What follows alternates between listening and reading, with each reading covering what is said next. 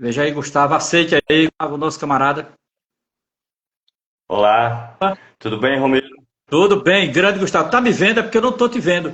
Eu não sei porque a minha tela não aparece você. Era para estar nós dois na tela aqui. Você tá me vendo? Tá aparecendo nós dois na tela. É, porque para mim não aparece. Eu acho que é um problema do meu celular. Eu vou ter que. Da outra vez eu vi apenas a Maria de Almeida e não via Plínio de Arruda Sampaio Júnior. Mas que bom que o Gustavo está aqui. Tá ótimo. Não, tudo bem. É o problema do meu celular. Fique tranquilo. Gustavo, eu estou dando aqui alguns informes que é o seguinte: essa live que a gente faz nas sextas-feiras, uma ou duas vezes por mês, ela é vinculada à Conluta Sergipe, tá certo? Esse Certo. canal aqui é meu, eu apenas estou emprestando, mas a gente está criando um canal da Conlutas no YouTube. O professor Marcelo, que está aqui, o meu amigo Marcelo Eck, é professor da UF de Engenharia de Material, é da Conlutas também. Marcelo criou um canal e tudo que a gente faz aqui no Instagram, a gente está remetendo lá para o YouTube. Então a gente tem um canal no YouTube da Conlutas que a gente pede que as pessoas curtam, compartilhem, vejam. O nosso interesse é criar um canal formativo na linha, por exemplo, daqui a pouco o Gustavo vai falar, na linha do canal dele, o Orientação Marxista, que é um canal muito interessante. Acredito que todas as pessoas que estão aqui já devam ter acessado, já devem ter escutado alguma palestra, alguma formação com o Gustavo. Então a gente está criando esse canal da Conlutas no YouTube e aqui no Instagram, que é o meu Instagram, Romero Júnior 4503, a gente tem feito algumas lives. Nós começamos fazendo uma live com o Júlio, fizemos uma live, foi muito interessante, com o Júlio Anselmo. Eu acho que o Gustavo conhece Júlio, né, Gustavo? Muito, Júlio, muito, meu amigo. Júlio, ele participou aqui de uma live sobre a extrema-direita. Nós começamos discutindo a extrema-direita, no mundo, crescimento, etc. E tal. A segunda live foi entre o segundo turno, entre o primeiro turno e o segundo turno, já tinha ocorrido o segundo turno, que foi com José Maria de Almeida, que é da direção nacional do PSTU, e o Plínio de Arruda Sampaio Júnior. Né? A gente fez um debate sobre as eleições, foi um debate muito participado, as pessoas se interessaram, acho que com o tema e também os dois, né, palestrantes. Hoje nós vamos ter o Gustavo, né, eu não sei se todos aqui viram, nós enviamos para todos um cartaz. O nosso cartaz é o Estado e o Mercado, austeridade e livre mercado serve a quem? Né, com o Gustavo Machado, que é do canal Orientação Marxista. E ainda em novembro, agora no dia 19, nós vamos ter um debate com Hetz Dia, o Hetz Dia, que é do jornal Opinião Socialista, e o Hélito Quilombola, para discutir um pouco esse debate, consciência negra, etc. e tal. Eu acho que é importante, né? Quilombola, consciência negra, o 20 de novembro, etc. Né? E vamos terminar no dia 14 de dezembro, a última desse ano, que é com Soraya Mislé, que estuda a temática da Palestina, será a questão da Palestina, né? Estuda a questão palestina com Soraya Mislé e Ahmed Zogby, que é doutor em filosofia e é tradutor de Kanafani. Ele é tradutor do escritor palestino Kanafani. Então, assim, vai ser um debate riquíssimo. A gente vai encerrar o ano com esse debate da Palestina. Para nós, a causa internacionalista é fundamental e a causa palestina mais ainda. Para nós, nesse momento, a Palestina é a régua moral do mundo. É importantíssimo, né? A nossa solidariedade com os palestinos. Então, basicamente é isso. Essas são atividades formativas da Conlutas. Inicialmente, nós estamos fazendo essas atividades todas online, mas o ano que vem a gente quer fazer pelo menos uma presencial. Não é? A gente, inclusive, vai depois acertar aqui com o Gustavo, que a gente queria ver se trazia o Gustavo para Aracaju, para a gente fazer uma live, agora não mais live, fazer uma atividade formativa com ele sobre essa discussão de canal, formação, movimento sindical e essa questão de lives, como usar o material online, discutir um pouco essa relação de formação e rede digital. Esse é o nosso interesse, né? Da Conlutas, e a gente quer também fazer, além das atividades online que nós vamos continuar fazendo, né? Eu já citei aqui que a gente pretende fazer uma atividade sobre o movimento estudantil e a questão do antirracismo. Aí está o nosso colega Tasso, está aqui, que é aluno de História lá da UFES. A gente quer fazer atividade também sobre o movimento sem terra, a gente já conversou com pessoas do MST. Então a ideia é ampliar esses debates da Conlutas e a gente fazer atividades formativas através, seja do Instagram ou seja já do YouTube, que é da Conlutas. Então, sem mais demoras, Gustavo já está aqui, não é? E as pessoas acredito que vieram para escutá-lo. Gustavo Machado, meu camarada, seja muito bem-vindo. Para quem não conhece, eu vou dizer o que eu sei de Gustavo. Não é? Ele trabalha no canal Orientação Marxista já faz um bom tempo, eu acompanho algumas atividades dele e tal. É um canal importantíssimo, porque, como diz, tem uma orientação, né? E eu acho isso muito importante. Atividades que vai desde o debate historiográfico, passando pelo Capital, pelas obras de Marx, o debate Trotsky, etc. Tal. Então, eu acho muito importante, sabe? E a gente agradece demais, nós da Conlutas aqui de Sergipe, agradece demais a presença do camarada Gustavo Machado. E, Gustavo, fique imensamente à vontade aí no tema ou ampliá-lo como você achar melhor. Tranquilo? Perfeito, Romero. Primeiro, eu que agradeço enormemente essa oportunidade. É uma responsabilidade grande, só a presença de peso, todas as pessoas que você anunciou, que já participaram e vão participar aí das próximas lives. Tem uma relação quase que afetiva com Aracaju, Sergipe. Tem uma tia que morou aí por mais de 20 anos. Então, eu já tive aí algumas situações, cidade maravilhosa. Para mim vai ser um prazer enorme, para além das atividades e tudo mais, né? Poder retornar aí a Aracaju, que já tem muito tempo que não acontece. Então, agradeço aí a oportunidade, acho que o tema é importantíssimo hoje, né? A questão Estado e mercado, políticas de austeridade e etc. Então, poder tocar um papo sobre isso. Principalmente porque, Romero e todos que estão acompanhando a live, eu acho que há uma disjuntiva muito falsa que se criou hoje na sociedade, que não vê as conexões que existem entre o mercado e o Estado no tipo de sociedade que a gente vive hoje, e se criou uma polarização como se fosse os defensores do Estado, que são normalmente entendidos como esquerda, os defensores do mercado, que são normalmente entendidos como direita. Sem ver que, sem mudanças sociais profundas, né, há uma conexão estreita entre Estado e mercado na sociedade que a gente vive. É claro que é bom começar aqui com algumas ponderações, tá? Não há dúvidas de que no mundo inteiro, no Brasil, existem serviços públicos essenciais que são ofertados pelo Estado, que estão sendo objeto de ataques já há décadas no país e que vem se intensificando ao longo dos últimos anos, nas áreas as mais diversas, educação, tecnologia, saúde. Deve-se defender a ferro e fogo todos esses serviços, tudo que é possibilitado, mas entender e defender essas demandas não significa defender esse Estado que nós temos, que está a serviço de um tipo de sociedade que tem conexões estreitas, né, com toda a iniciativa privada. Então, para a gente poder introduzir um pouco desse tema, e depois vou para alguns exemplos mais concretos, relacionados, por exemplo, ao que vem acontecendo na educação superior, ao que vem acontecendo em outros âmbitos no Brasil, eu quero fazer aqui uma introdução para a gente entender por que tem essa conexão e por que se tem um avanço tão grande do setor privado sobre o que chamamos de setor público. As chamadas políticas de austeridade, por meio de privatização, por meio de terceirização, né, agora com leilões de escolas em São Paulo, por meio de fundações que já controlam partes da educação e da saúde, que no Rio de Janeiro levou ao colapso tempos atrás. A grande maluquice é que a gente vive numa sociedade que elevou a capacidade de produção de riqueza a um patamar que nunca existiu na história humana. Produtividade enorme, capacidade produtiva enorme, tecnologias, ideias novas que são desenvolvidas e a sociedade fomenta isso. Esse é o lado bom. O problema é como que essa riqueza ela é apropriada e o seu mecanismo interno.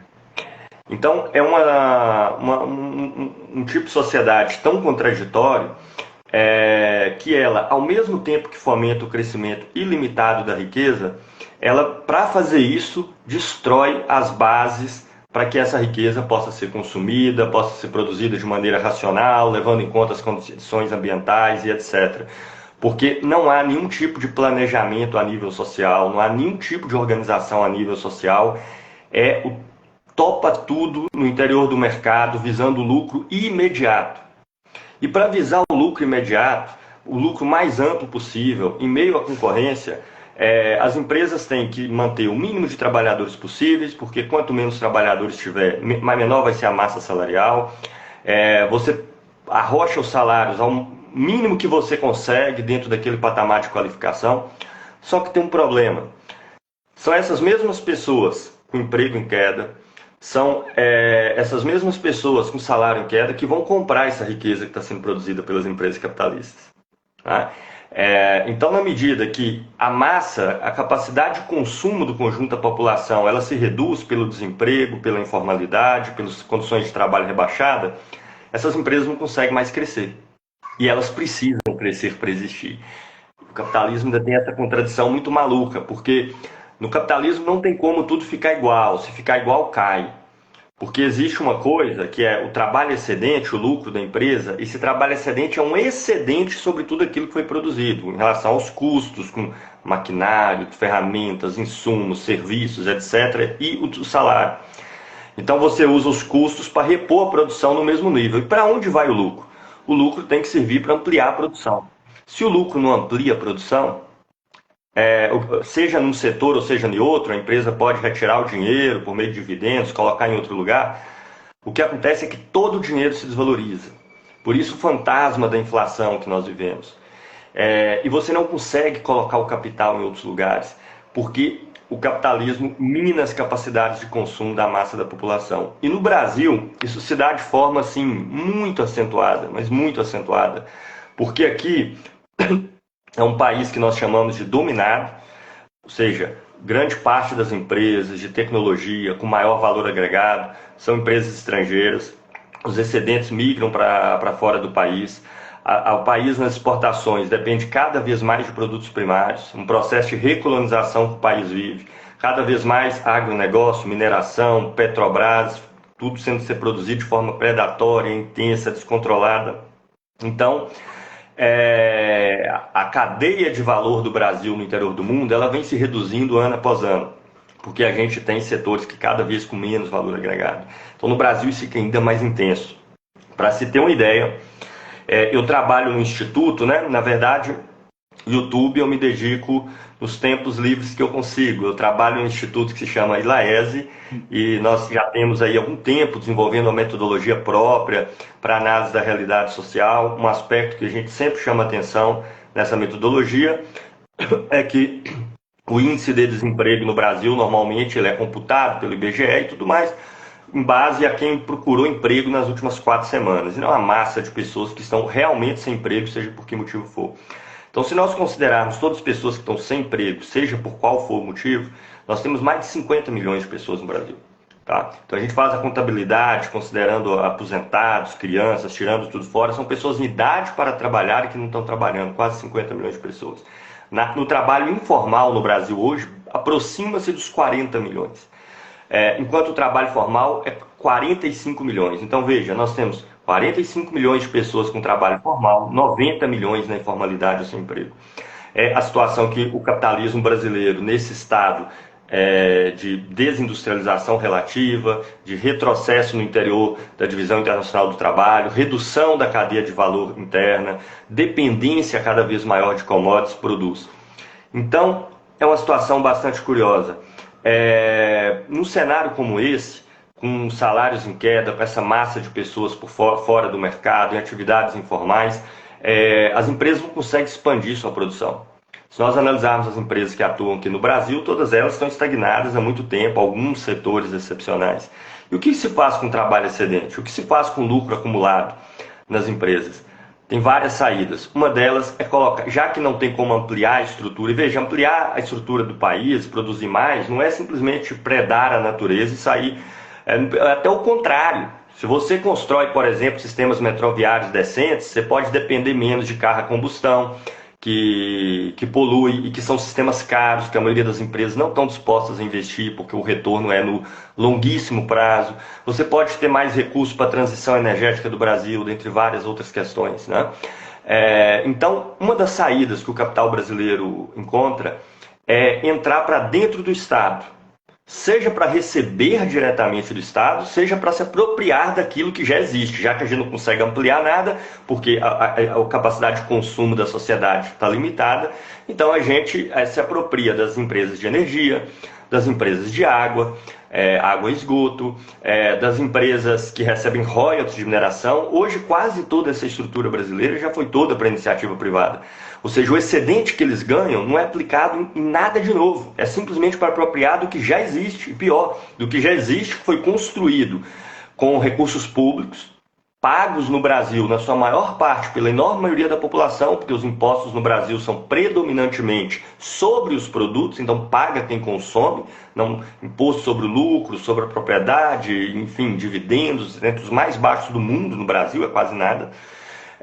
Então você se apropria dessas empresas do Estado, e agora que toda a infraestrutura de energia, de água e esgoto, de infraestrutura estatal já se encontra em grande medida, aeroportos privatizadas no Brasil, se começa a criar estratégias para poder entrar para dentro da educação, para poder entrar para dentro da saúde.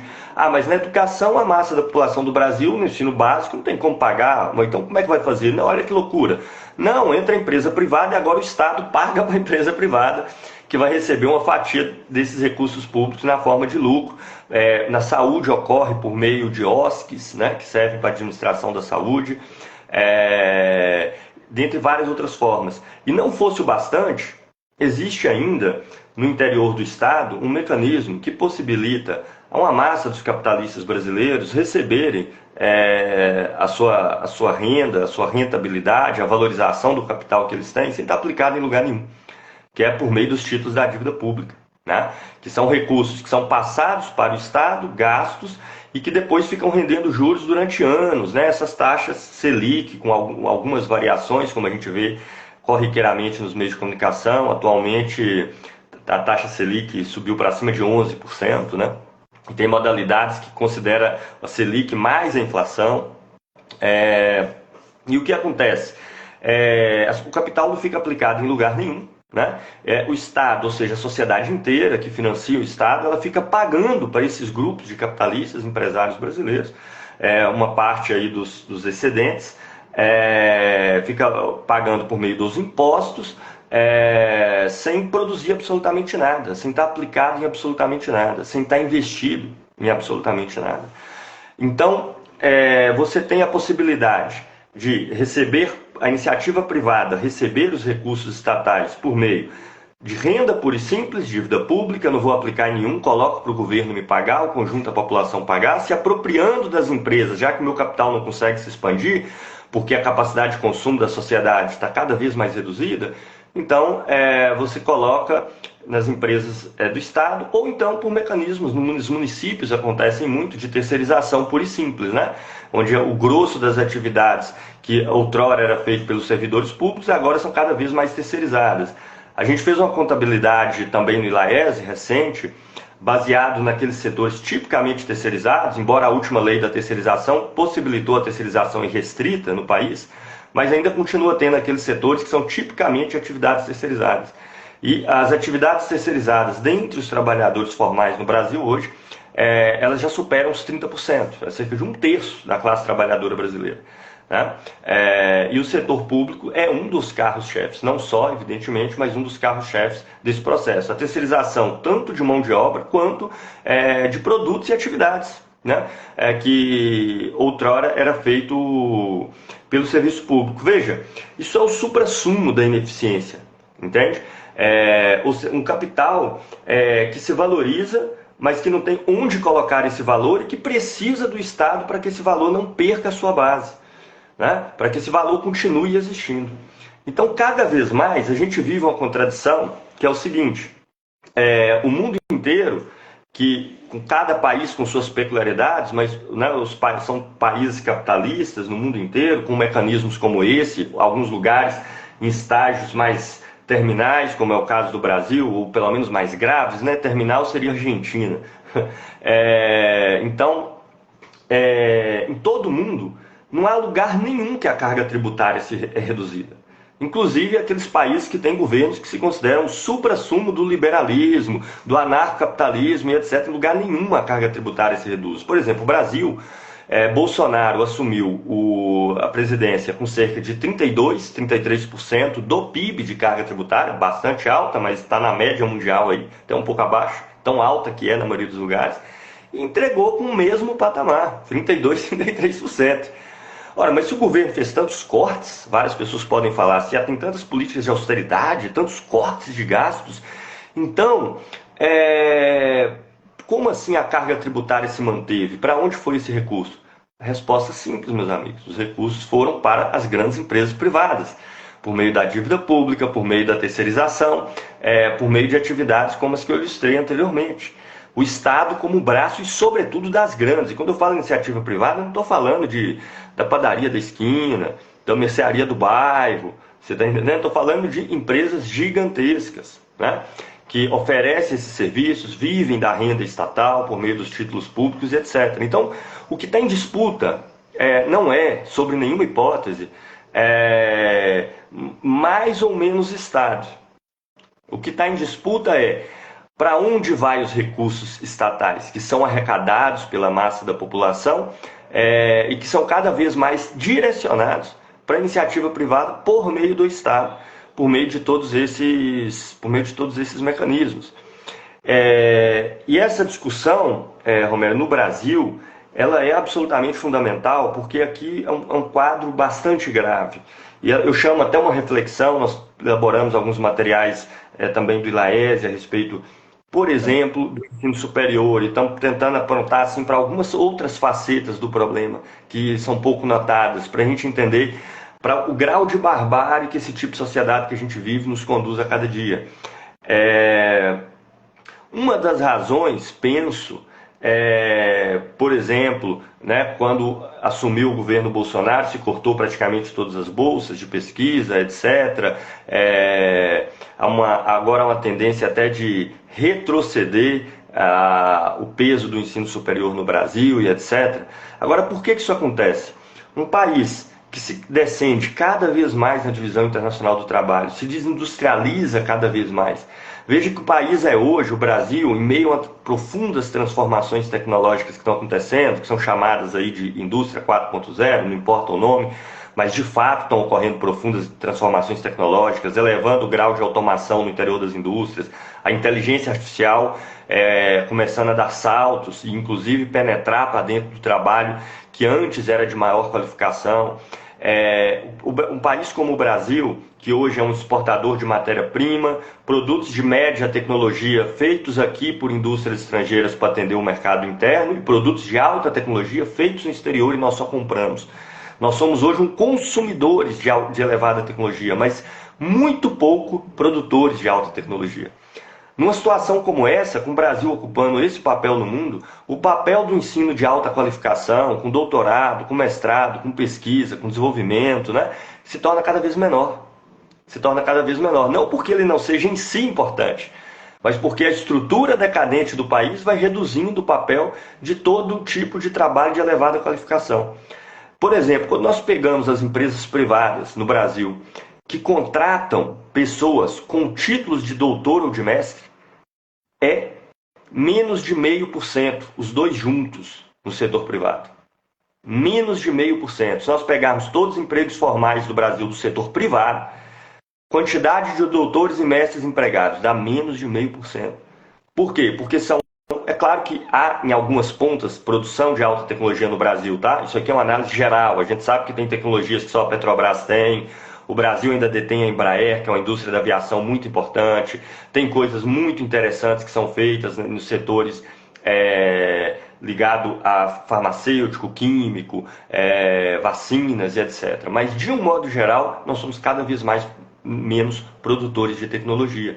Então, num cenário como esse, do ponto de vista do capital, que pensa só no lucro imediato, do ponto de vista dos grandes capitalistas, grandes empresários, figuras bilionárias, que simplesmente vivem da renda do capital que possui, que nem sequer gerem nenhuma das empresas que possui, contratam um conselho de administração que vai fazer isso por eles, que vive unicamente de ficar trocando seus títulos de valor daqui para ali, de lá para colar, né, de ações para títulos de dívida, para esse outro lugar, ganhando em cima do trabalho que a classe trabalhadora produz. Esses setores não estão nem aí para isso. E querem, ao não conseguir expandir o capital que possuem, o que eles fazem? Eles tentam se apossar cada vez mais dos recursos estatais disponíveis. Então, para quê? Universidade superior para quê? A gente nem usa mais esse negócio na maioria dos casos, né? A indústria brasileira hoje é cada vez mais uma indústria de alimentos, que é uma indústria importantíssima, sem dúvida, mas é uma indústria de mais baixa tecnologia dentro dessa cadeia, e que as máquinas da indústria de alimentos são compradas de fora. Aqui simplesmente se vê o processamento final. O setor de máquinas e equipamentos no Brasil, ele atende praticamente só o agronegócio. A indústria brasileira inteira depende de máquinas e equipamentos no estrangeiro. O setor da eletroeletrônica, de ponta, produção de celulares, de microprocessadores, estão todos fora do Brasil. O Brasil não tem fábricas de microprocessadores, que hoje está dentro da televisão, está dentro do celular, está dentro de um equipamento de som, até da geladeira. Hoje você vai encontrar. E veja, o Brasil tinha isso. Por exemplo, eu sou aqui de Minas, né? Belo Horizonte, Contagem, que é o distrito industrial aqui de Minas Gerais. Final dos anos 90, o setor eletroeletrônico era o principal setor de Contagem e tinha inclusive fábrica de microprocessadores, fábricas de chip em Contagem. Hoje isso foi praticamente dinamitado. Empresas que existiam aí como a Toshiba, outras que estavam dentro daquela cadeia de produção desapareceram, e hoje a indústria de Contagem, o setor mais forte é da indústria de alimentos, que é um setor que emprega menos, tem salários mais baixos, que exigem uma qualificação menor para as atividades que são realizadas lá dentro.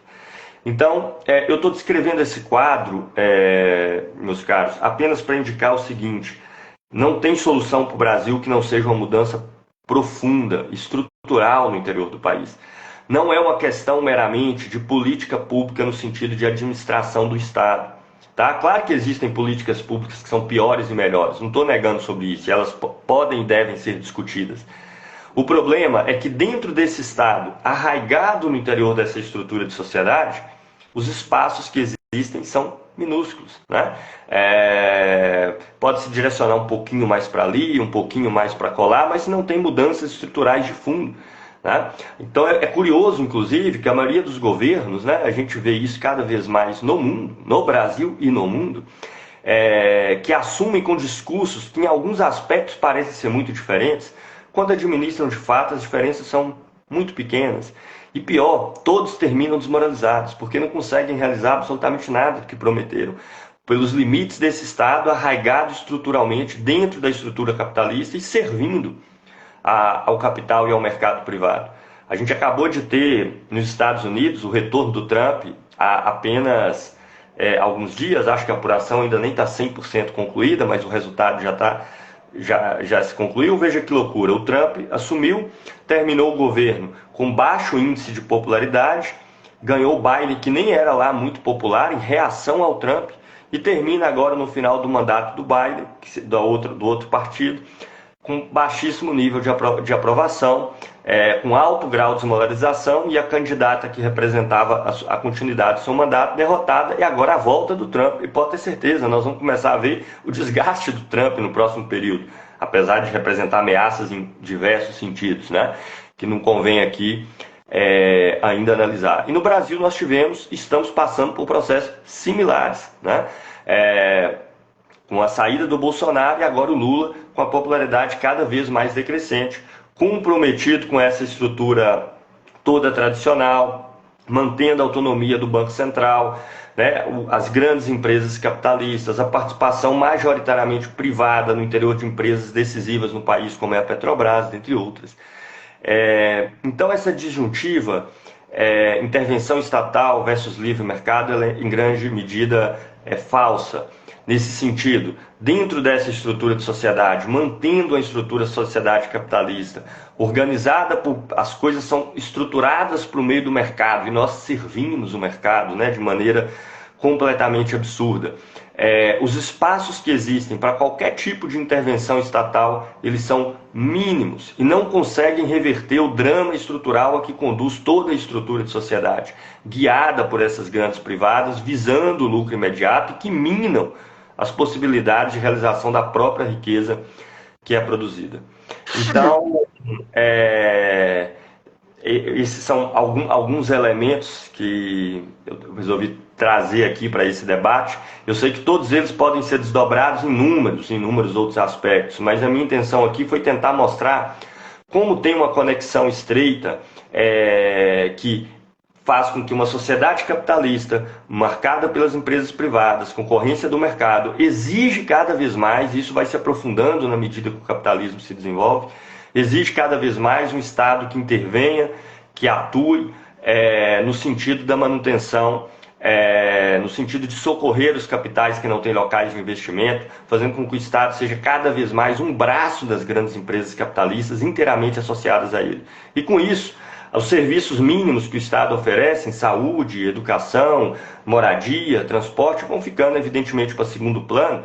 E o pior é que nós ficamos em uma situação ainda mais drástica, mostrando a necessidade de mudanças, de alteração, de organização dos trabalhadores, da população em locais de moradia, no sentido de uma transformação estrutural do país. Porque no Brasil, como eu falei, com 2/3 da população tentando no desemprego ou em trabalhos informais, serviços como educação, saúde vão ficando, não precisa de um serviço de saúde universal, deixa morrer. Entende como é as coisas em relação ao mercado? Pode morrer muita gente que ainda vai ter mão de obra disponível para atender os interesses de valorização imediata do capital. Então até a saúde mínima é levada para segundo plano. Né? Com a tecnologia usada não ao nosso serviço nessa sociedade, mas contra nós. Então, a educação, não, pode ser a mais mínima possível. A pessoa está operando agora sistemas informatizados e automatizados. É outra lenda que existe. As transformações tecnológicas hoje não vão no sentido de exigir um maior grau de conhecimento da maioria dos trabalhadores. Elas vão no sentido da simplificação do trabalho, de tornar o trabalho mais repetitivo, cada vez mais coordenado por sistemas centralizados e etc, etc. E que no capitalismo isso não significa uma simplificação da nossa vida. Significa um trabalho mais maçante com remuneração menor. E aprofunda mais a crise, porque essa remuneração que é usada para comprar riqueza depois, conforme foi indicado. Então, eu não tenho dúvidas que temos que lutar contra o avanço, para concluir, contra o avanço da iniciativa privada sobre os setores públicos, da privatização de todos os setores, desde aqueles de energia, infraestrutura, passando agora de maneira mais intensa por saúde, educação e até a própria administração, contra a terceirização, contra o mecanismo da dívida que faz com que os recursos públicos alimentem todo o setor do capital privado, contra tudo isso. Agora, tudo isso tem que estar organizado em torno de um objetivo, de uma mudança maior da sociedade, no sentido de que os trabalhadores possam se apropriar da riqueza que eles produzem, no sentido que nós possamos construir uma outra forma de organização social, que não tenha nem esse Estado e nem esse mercado. Uma outra forma de organização social onde a produção de riqueza esteja ao nosso serviço, e não nós a serviço de um mercado que se volta contra nós a cada dia, a cada minuto, né, do transporte público ao local de trabalho, ao local de moradia. Então nós temos que conseguir fazer com que essas lutas todas justas, em função de serviços essenciais, em função das pautas as mais mínimas, em cada local, com as suas especificidades, possam ser catapultadas para lutas mais amplas, para que a gente coloque em xeque a sociedade que a gente vive hoje. Isso não é impossível, na minha visão. Essa é a única saída possível. E fica cada vez mais claro, na medida que as sucessivas tentativas de se administrar o capital, elas têm fracassado uma após a outra, por governos ditos de esquerda, com discurso mais voltado para o Estado, seja por governos ditos de direita, com discursos mais liberalizantes, mais diretamente de austeridades. Todas essas alternativas têm fracassado dia após dia. Não quer dizer que elas sejam iguais, não quer dizer que elas sejam idênticas e que tenham todas as mesmas características, mas elas se autoalimentam. Sem criar uma alternativa que não seja uma desses dois grandes espectros dominantes, nós vamos ficar correndo atrás do rabo enquanto o país e o mundo vai descendo a ladeira em meio a conflitos cada vez mais fortes, como a gente já está vendo no mundo hoje, com retorno de guerras de proporções muito maiores, com possibilidades reais de se alastrarem e até mesmo de se transformar no uso de armamentos nucleares, como décadas não se falava.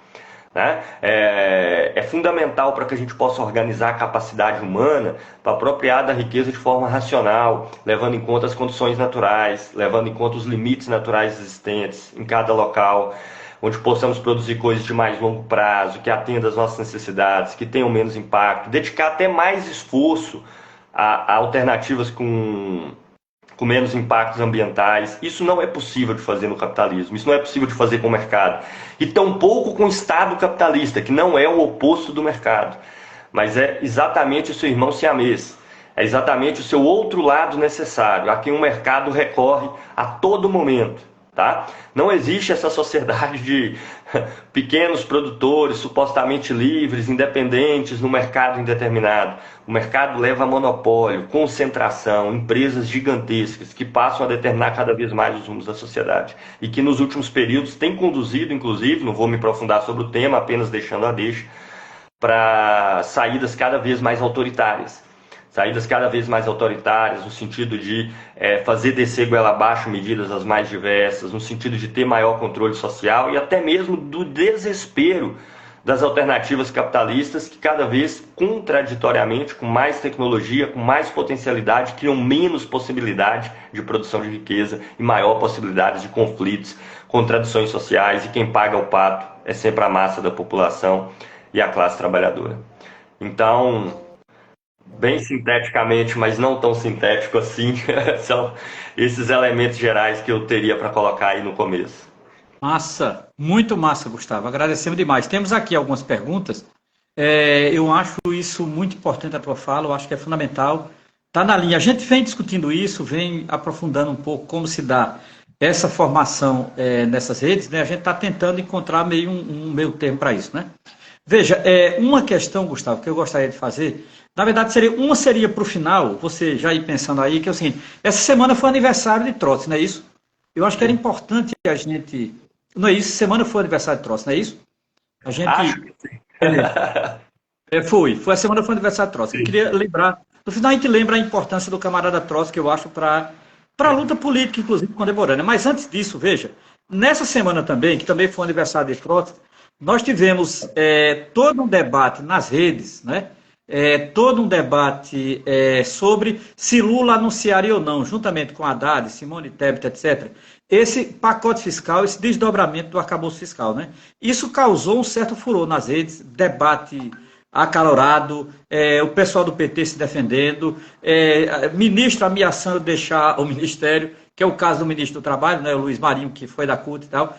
Como é que você viu, né, essa possibilidade de anúncio desse desdobramento do arcabouço fiscal, que é isso que deu seu nome de controle fiscal? Eles variaram o nome, mas na verdade é um desdobramento, né, do arcabouço fiscal. Como é que você viu isso?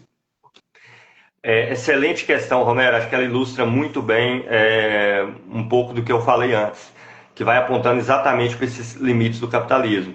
Veja, durante a campanha do PT, que levou Lula ao poder, né, agora nesse último mandato, se criticava muito as austeridades, a necessidade de se apoiar diversas iniciativas públicas em diversos sentidos, uma proliferação de propostas para diversos sentidos e várias direções.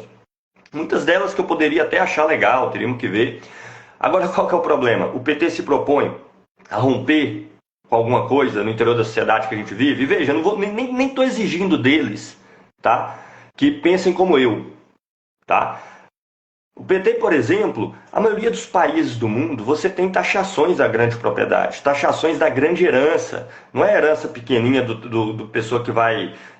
a sua casa vai ficar para o filho, não. Nós estamos falando de coisas de bilhões. Estados Unidos, Europa, taxações gigantescas. O governo Lula se propôs a mexer nisso? Não. Imposto Brasil está entre os países do mundo, tá? Inclusive esses dados são divulgados pela CDE, mas ultimamente eles têm ficado até mais escassos as divulgações deles. Mas o Brasil é um dos países do mundo que menos taxa dividendo, que menos taxa lucro. O lucro não tem taxação praticamente. Percebe? Você tem assim bilhões de lucro em várias empresas, não tem taxação. O PT se propôs a mexer em algumas dessas coisas, reverter, né? Você veja que lá atrás se assumiu, já depois de um processo de privatização da Vale do Rio Doce, se propôs a reverter isso, Jamais, né? Houve nova abertura de capital no interior da Petrobras. Então, o que acontece, né, no frigir dos ovos? Os recursos que sobram e que não estão comprometidos, porque o governo se compromete com todos os compromissos, com o mercado financeiro, com todas as políticas que foram feitas, não reverter nenhuma das privatizações que aconteceram. Então, os recursos que sobram tendem a ficar cada vez mais menores. Então, você não vai mexer no lado do capital, vai se mexer no lado do Estado que atende o conjunto da população. Então, vai ter que se fazer um ajuste fiscal para que, como se diz, o país termine com superávit primário. Veja o que está em questão aí. O Brasil, nos últimos anos, ele oscilou. Tá? Esse mecanismo que eu falei, que os capitalistas ganham dinheiro sem aplicar em lugar nenhum. Né? Usa para o Estado gastar em certas situações e depois fica recebendo renda em cima disso, sem ter nada sendo produzido. O Brasil oscilou alguns anos aí. Teve anos que ele conseguiu que a arrecadação por impostos fosse superior aos gastos. E aí ele pegava os impostos, o que sobrou ia para esses rentistas. Mas vários anos não. É isso que está em questão. Vários anos, o país, para poder pagar os capitalistas com renda aplicável, ele tinha que gerar mais título para poder pagar esses capitalistas. Pagar dívida com mais dívida. Pagar dívida com mais dívida. Então, quando apareceu os resultados do último trimestre, consolidados desse ano, você tem déficit primário no Brasil. Significa que no Brasil você gastou acima dos impostos. Você não quer aumentar os seus impostos taxando a grande propriedade o capital e nem quer deixar de pagar para o capital a fatia da sua renda. Então o que tem que fazer para solucionar essa equação? Ajuste fiscal, corte de gastos. Corte de gastos em educação, em saúde, em moradia, em transporte. Então veja que sem uma ruptura com essa lógica, não tem solução. Não tem solução, percebe? Então, como o governo do Lula, o Haddad, não se propõe a ter mudanças no sentido de atingir o capital, seja do ponto de vista da arrecadação, seja do ponto de vista que paga, a única alternativa que faz é que o trabalhador pague outra vez, é que a massa da população pague outra vez. Então agora ela vai pagar como? Os impostos ela continua pagando. Agora ela paga tendo o mínimo do mínimo desses recursos podendo voltar para a sociedade. Então, corte de gastos, ajuste fiscal, para garantir superávit primário no final do ano. Que eles conseguiram aí no final do último ano, mas teve um déficit muito grande, principalmente com a pandemia lá atrás. Então, tem que compensar com superávit primário nos próximos anos. E o governo quer dar todas as deixas para o grande capital brasileiro, pela polarização social que há hoje. O governo quer falar o seguinte: nós somos os melhores para vocês, para gerir o capital. Como o próprio Lula disse algumas vezes, né? Nunca banqueiros e grandes rentistas ganharam tanto dinheiro como no meu mandato. Então ele está querendo dizer, olha, nós somos os melhores. Continuem apostando em nós. Tanto é que nós vamos fazer o ajuste fiscal. Né? Então é isso. Eu remeto aqui, até para ilustrar, que eu achei bastante sintomático. Uma fala do Paulo Guedes, né? Porque revela a hipocrisia, e podem acreditar, nesse caso eu não estou falando da hipocrisia do Paulo Guedes, mas de um deputado do PT que eu não me lembro o nome dele agora, mas vocês vão achar na internet fácil, minha memória ela é terrível, tá? Para gravar informações específicas.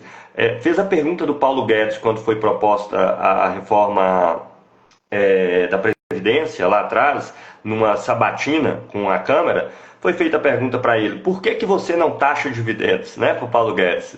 O deputado fez a pergunta para o Paulo Guedes. Pergunta boa, muito justa, mas o Paulo Guedes respondeu da seguinte maneira: vocês tiveram 13 anos no poder, sempre disseram defender essa perspectiva, tiveram 13 anos no poder e não fizeram. Agora está no poder, eu que sou liberal, vocês querem que eu faça? Essa foi a resposta do Paulo Guedes. E ele falou: olha, isso aí estaria supostamente dentro daquilo que vocês propõem e vocês não quiseram fazer. Em 13 anos. E agora vocês querem que eu faça? Não vou fazer isso não. Né? Eu estou dizendo assim, é bastante sintomático. E o que está acontecendo agora é mais um exemplo disso aí. É mais um exemplo. Quem vai pagar a conta é o grosso da população, e o grosso da população mesmo, né? Porque que é quem financia o Estado no Brasil. O Brasil, insisto, os impostos, tem um imposto de renda que recai predominantemente sobre o que poderíamos chamar de classe média, né? Se estou com salários um pouco melhores, mas imposto de renda é expressivo, mas é a minoria dos impostos no Brasil. O grosso é sobre o produto. Você paga quando você está na padaria, quando você está no supermercado, você está em todo lugar. A empresa não paga isso de jeito nenhum. Pra vocês terem ideia, nos relatórios das empresas, esses impostos indiretos, eles estão na diferença entre a receita bruta e líquida, porque só é pago depois que vendeu. Isso nem entra na contabilidade financeira das empresas. Quem está pagando é o grosso da população brasileira. E aí, você entende por que a população fica irritada com os governos ditos de esquerda? Entende? Fica irritada porque, por mais que possam ter propostas que sejam melhores do que esses grupos de ultra... Óbvio, não estou negando isso. Né? Mas quando chegam no poder, não conseguem cumprir nada do que prometeram, porque não se propõem a romper com nada na lógica de sociedade que nós vivemos hoje. Não é que não querem fazer a destruição do capitalismo, do capitalismo, não, eles não querem nem sequer fazer reformas estruturais na sociedade capitalista. E aí acontece o que aconteceu agora na economia do Brasil com o novo ajuste fiscal proposto aí pelo Haddad. Então, não tendo como tirar nada do capital e tendo que pagar para o capital, vai ter que tirar de algum lugar. Tira do grosso da população de novo. Ajuste fiscal. Muito bom. É isso mesmo, Gustavo. Inclusive, assim, para você ter uma ideia, mesmo pessoas petistas, tal, preocupadas com o governo, o que vai ser 26, não sei o quê, se tocavam porque, por exemplo, na proposta, o que se dizia era o seguinte, que o Haddad e a Tebet queriam mexer, por exemplo, em basicamente coisas muito pequenas e que atingiam basicamente a classe trabalhadora, como, por exemplo, a questão da defesa, né, do defeso, que tem a ver com os pescadores, por exemplo, ou BPC, que tem a ver com aposentados ou pessoas com deficiência. Então, assim, isso, inclusive, do ponto de vista, eu diria, humano, chocou muita gente, entendeu? Sim. Chocou muita gente, porque, assim, as pessoas ficaram tocadas com isso, porque, veja bem, como é que você faz um reajuste fiscal em que você atinge exatamente os mais pobres, aqueles aos quais você, quando fez a campanha, e Lula fez uma campanha nessa linha, era exatamente o contrário do que era Bolsonaro e Paulo Guedes, né? Então, assim, para você ter uma ideia, muita gente, inclusive do PT, ficou revoltada por conta disso, né? Porque isso era... Chega-se a um limite, né, disso, porque se fala em ajuste fiscal e tal, daqui a pouco, quando você vê concretamente aonde vai se cortar e aonde não se vai cortar, né, é que passou a ser, não é um grande problema, tal. E é uma pena, né, porque... de certa forma, isso vai criando um desapontamento muito grande para a esquerda brasileira como um todo e, obviamente, que isso terá consequência em 2026, como já teve agora, né, nas eleições municipais. O que é que você acha? Não, sem dúvida nenhuma. Para a gente ter uma ideia das magnitudes envolvidas, tá? Se a gente for pegar, por exemplo, só a Petrobras, que hoje o governo tem controle administrativo sobre a empresa, mas as ações 65%, 70% são privadas e dessas privadas a maioria é estrangeira. A Petrobras distribuiu 100 bilhões de dividendos há 2 anos atrás, de reais, 100 bilhões de reais. E esse valor aí é muito superior, tá, ao déficit previsto para esse ano, o déficit primário, tá entendendo? O que foi investido em energia renovável no Brasil, o que está proposto de ser investido na energia renovável no Brasil no próximo período por meio da empresa é 3 bilhões, 3% disso aí. Veja que sem mexer nessas questões estruturais, e veja, 40% das ações mais ou menos estrangeiras, 40 bilhões vai para o exterior, e não é 40 bilhões a menos no PIB, porque 40 bilhões quando é investido, ele gera um processo de produção que vai produzindo e reproduzindo mais valor ao longo do ano. Então 40 bilhões que sai do Brasil no ano, tem impactos de 200, 300, 400 bilhões no PIB, só de um dividendo da Petrobras. Imagina do restante. Né? Então, é mais do que natural, né, que haja decepções dessa natureza, mesmo por parte dos próprios petistas, mas isso, penso, já está estruturalmente contido, infelizmente, no próprio projeto do PT, que chegou ao poder com a Carta ao Povo Brasileiro, prometendo, que era na verdade uma carta aos grandes empresários, sobretudo o setor financeiro no Brasil, honrar e cumprir todos os compromissos com o mercado financeiro, né? E que estava lá na origem e que permaneceu ao longo desse período inteiro. Né? Então, é natural que haja decepções, é claro que isso não nos impede de exigir mudanças nesse sentido, pressionar para ir em outra direção, mas mostra todos os limites desses tipos de alternativas, né? Então, quando a necessidade de nós radicalizarmos o discurso não é por vestigem de extremismo abstrato, né? As pessoas querem as coisas mais tranquilas, e é normal que seja assim, né? A gente não quer turbulência na nossa vida, no mundo e etc. Só que a questão é essa, a questão é que a situação do Brasil hoje, no mundo, tá? Mas vamos pegar o Brasil, que é uma situação ainda bem extrema. Eu não consigo dizer mais extrema, porque, né, no capitalismo nada é tão ruim que não possa piorar, né? Quando você olha para a situação da Argentina, eu acho que a gente vê o retrato do Brasil daqui a uns anos olhando para a situação da Argentina. Então, não há saída que não seja mexer na propriedade do capital, né? Imposto fortemente progressivo sobre a renda, sobre os lucros, sobre o dividendo, gerar desenvolvimento a partir de uma coleta do excedente do trabalho do conjunto da classe trabalhadora brasileira, mas que possa ser controlado e organizado por eles, definindo eixos de desenvolvimento para o país, entende? Ter posturas que sejam realmente estruturais em relação ao Brasil. Se isso não for feito, né, a gente vai ter a reprodução do mesmo. Tá, um detalhe ali, um aspecto ali, claro, possibilidades de fechamento de regime, coisas dessa natureza que nós temos que lutar contra, mas essas possibilidades sempre vão existir se a gente não der uma inflexão, um giro de 180 graus no que tem sido as tentativas de gerir o capitalismo brasileiro feito no último período. Isso, Gustavo.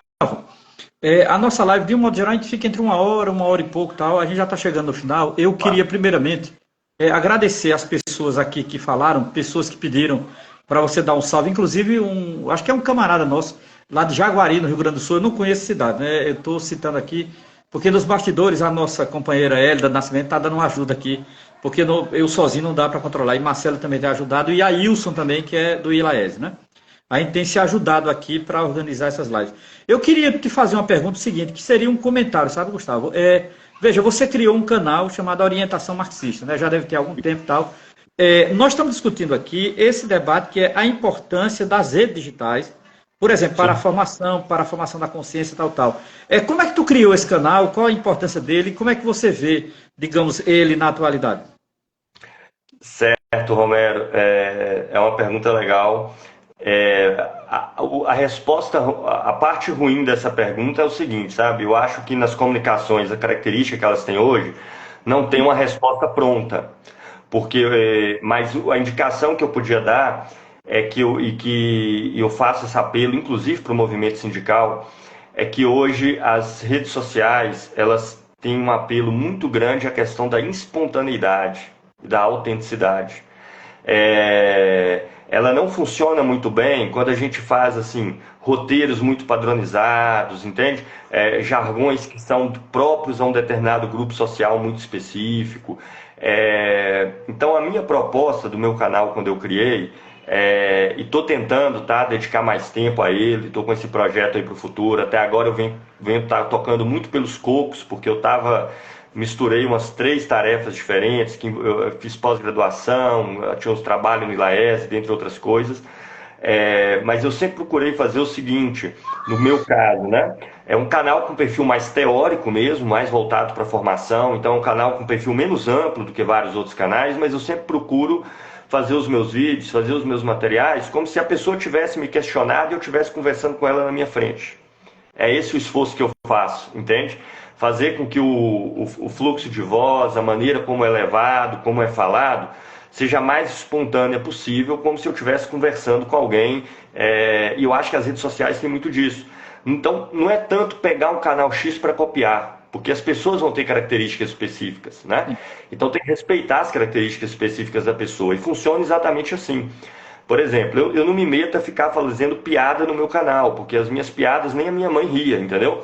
Então, não é uma coisa que eu sei fazer. Então, eu não...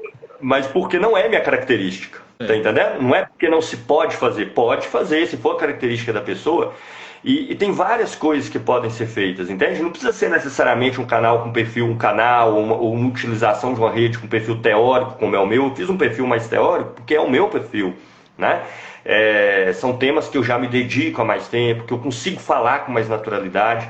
Mas, por exemplo, eu não faço materiais no meu canal de temas que eu não entendo muito pouco, e que eu vou ter que, digamos assim, ler uns 2 artigos antes para fazer o vídeo, porque se eu fizer isso, eu não vou conseguir fazer de maneira natural, de maneira espontânea. E isso tem um peso nas redes muito grande. Certamente tem outros aspectos, tá? Eu tô longe de me considerar um grande especialista nisso aí, não me considero, mas se tivesse um ponto que eu poderia dar, é o seguinte: a espontaneidade é fundamental. Né? Explorar as mensagens curtas, os trabalhos longos, no formato de uma conversa, no formato de um diálogo, mais próximo das pessoas. Não importa a densidade do tema que está sendo discutido. Né? Explorar as características das pessoas que estão envolvidas, os movimentos, na divulgação. Tem pessoas que têm perfil mais agitativo, de denúncia, coisas que acontecem no local de trabalho. Não tem problema, vai ter vários formatos que vão se adequar a isso aí. Então, acho que não tem um formato único, mas a questão é menos assim o profissionalismo da imagem, do som. Claro que tem que ter um som que a pessoa escute bem, se a imagem estiver melhor, melhor, mas não é essas coisas que são centrais. É muito mais a forma como ela é comunicada, a espontaneidade da forma, para se criar um vínculo, empatia direta entre a pessoa que fala e quem está ouvindo. Isso não significa personalismo, porque o indivíduo pode procurar criar empatia e tudo mais, mas a serviço de uma mensagem, não a serviço de si mesmo. A serviço de uma mensagem, de um movimento, de uma pauta, de uma luta. Né? Então, se eu pudesse dar alguma dica, é nesse sentido. Buscar a autenticidade, a espontaneidade, eu acho que é mais decisivo hoje nas redes sociais do que aspectos técnicos. E uma última questão que também é importante. A gente tem que procurar fazer um esforço, não é fácil, tá? É mais fácil falar do que fazer, sem dúvida, de se colocar do ponto de vista das pessoas que estão assistindo, que estão nos assistindo. Mesmo que elas tiverem visões muito, vai tentar entender por que elas pensam dessa maneira. E não partir do pressuposto de que elas são burras ou que aquilo ali é uma loucura.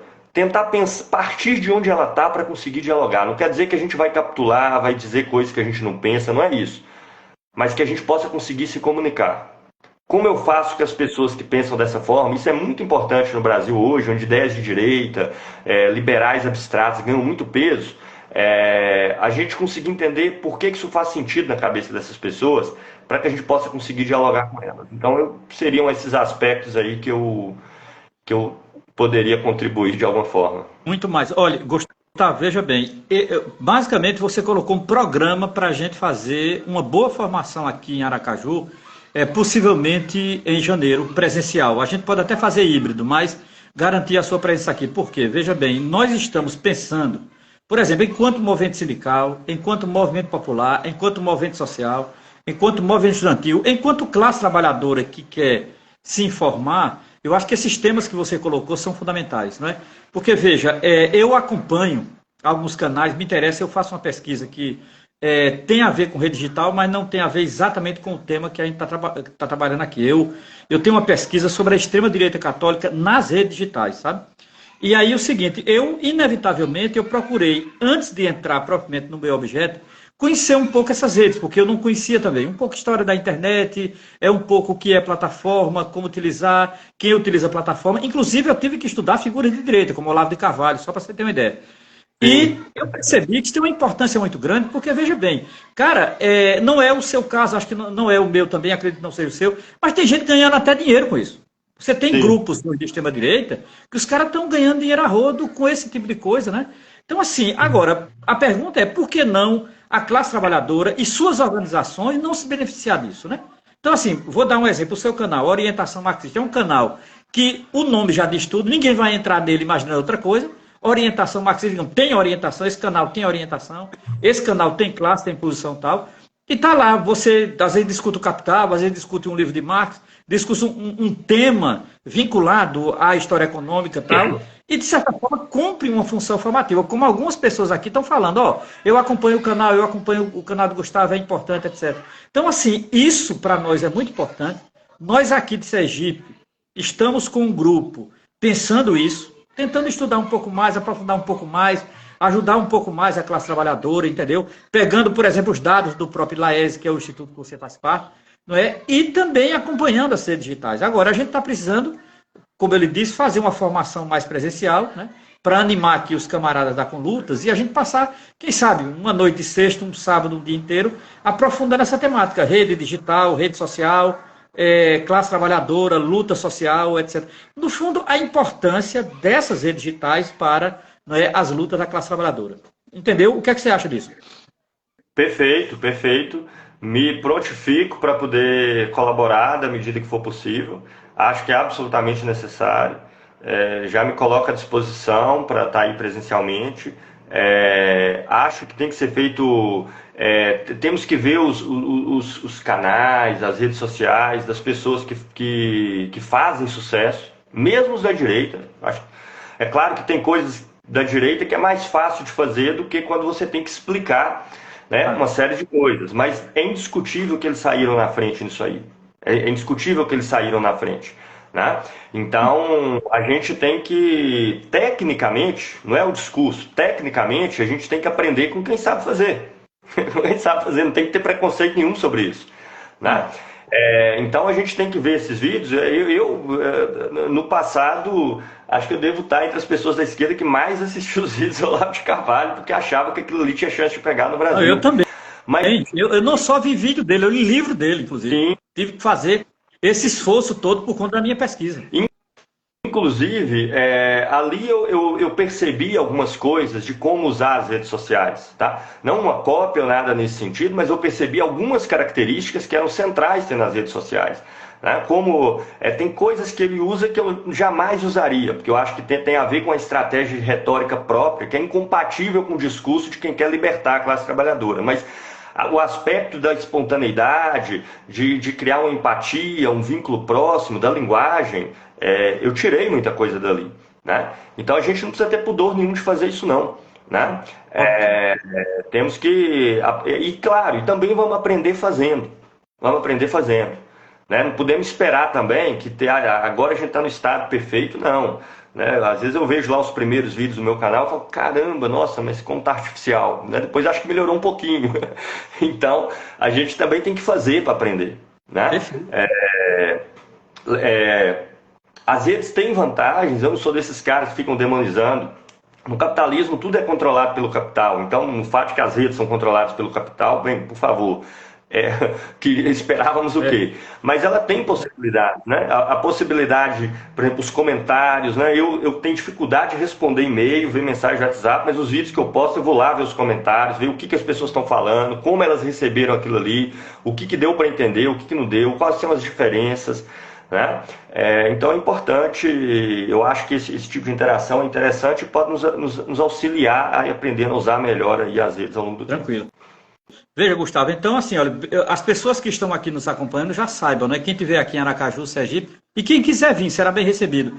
Nós estamos com um projeto de formação nessas redes digitais, né? Nós já tivemos aqui Plínio de Arruda Sampaio Júnior, já tivemos aqui Zé Maria de Almeida, etc. E nós queremos fazer uma primeira formação presencial sobre rede digital e movimento sindical e movimento social. A gente quer fazer um pouco essa discussão e a ideia é trazer o Gustavo Machado para cá, para Aracaju, e a gente fazer presencial aqui, tipo uma sexta-noite, um sábado o dia inteiro, fazer um momento de formação presencial, pode até ser híbrido também, se a gente tiver condição técnica, mas o fundamental é termos essa formação para auxiliar o movimento sindical, o movimento popular, o movimento estudantil, o movimento social, que tenham interesse em discutir rede digital e a luta política contemporânea, né? Eu acho muito bom quando o Gustavo diz isso. Veja, o Gustavo é um cara de esquerda, historicamente vinculado à esquerda, não há dúvida disso, tem posição partidária, posição marxista, e reconhece a importância desse debate, minha gente. Eu acho que não dá mais, olha, desde depois de 2013, Gustavo, não dá mais para a gente ficar, sai das redes, vem para as ruas. Das redes para as ruas, das ruas para as redes, cara. Não tem como a gente fugir disso, né? O que a gente está vendo aí em termos de canal e tal, eu acho que nós da esquerda é que temos que aprender a nossa parte. A direita fez a parte dela, é o papel dela, a gente tem que pegar algumas coisas deles. Agora, nós vamos ter a nossa identidade, o nosso canal, a nossa maneira, a nossa formação tal, para fazer avançar a luta da classe trabalhadora. O nosso objetivo final é simples, é o socialismo. Mas enquanto não, vamos preparar a classe trabalhadora, meu amigo. Não tem. Exato. É isso, e a ideia é fazer uma formação nessa linha, entendeu, Gustavo? Perfeito, maravilha. E tem total acordo contigo, tá? Nesse caso, temos que ter conservadorismo zero com relação aos novos meios de comunicação, né? Eu até faço adendo, assim, eu imagino os marxistas clássicos, né? O próprio Marx, o próprio Lenin, na nossa época, se eles já não estariam metidos desde o primeiro dia na internet, nas redes sociais, nos canais, porque eles foram... Eu não tenho dúvida, Gustavo. Eu posso até provar, tipo assim, a militância de Marx no jornalismo e nos meios avançados de comunicação da sua época já são a prova disso. Isso. Marx, eu não tenho dúvida. Eu não tenho nenhuma dúvida. Exatamente. Sim. Se apropriaram de forma pioneira das formas que existiam e utilizavam como dava. Então a gente não tem que colocar barreira. Quando as barreiras surgirem, nós vamos lutar contra elas, entendeu? Se a gente fala assim, você não tem medo de que a Google tire os seus vídeos? Se tirar, eu vou ver o que eu faço, mas por enquanto está aí e estamos fazendo, né? Vou deixar de fazer com medo com receio do que pode acontecer no futuro, né? Então é isso, faz sentido. Com certeza. Isso. Então, Gustavo, olha, muito obrigado, meu camarada, muito obrigado mesmo. Nós vamos manter contato, né? O pessoal aqui do Ilaés, o pessoal aqui da Conlutas, Marcelo, que está ajudando no canal da Conlutas, Hélio do Nascimento, que ajudou aqui um pouco a sistematizar as perguntas, foi muito importante. A gente sempre está trabalhando aqui coletivamente nessas redes, porque também nós estamos aprendendo, né? O Zé Maria de Almeida, quando teve na última live, disse, Romero, nós estamos envelhecendo, cara, mas temos que entrar nessas coisas, temos que aprender um pouco, tal. Não custa nada aprender e tal. Eu acho que é importante, né, esse recado do Zé Maria. E o seu trabalho, que eu acho fundamental. Todos aqui que não conhecem, procurem conhecer o canal Orientação Marxista no YouTube, de Gustavo Machado. E agora, no ano que vem, nós vamos ter Gustavo aqui e vamos fazer uma formação para discutir presencialmente o papel dessas redes e o debate no movimento sindical, no movimento social e etc. Tá certo, Gustavo? Muito obrigado, meu velho. Muito boa noite. Valeu demais pelo aqui, viu? Não, eu que agradeço enormemente a oportunidade, estamos à disposição. Valeu, Gustavo. Um abraço, minha gente. Tchau, um abraço, boa noite, bom final de semana para todos e todas. Valeu, até lá.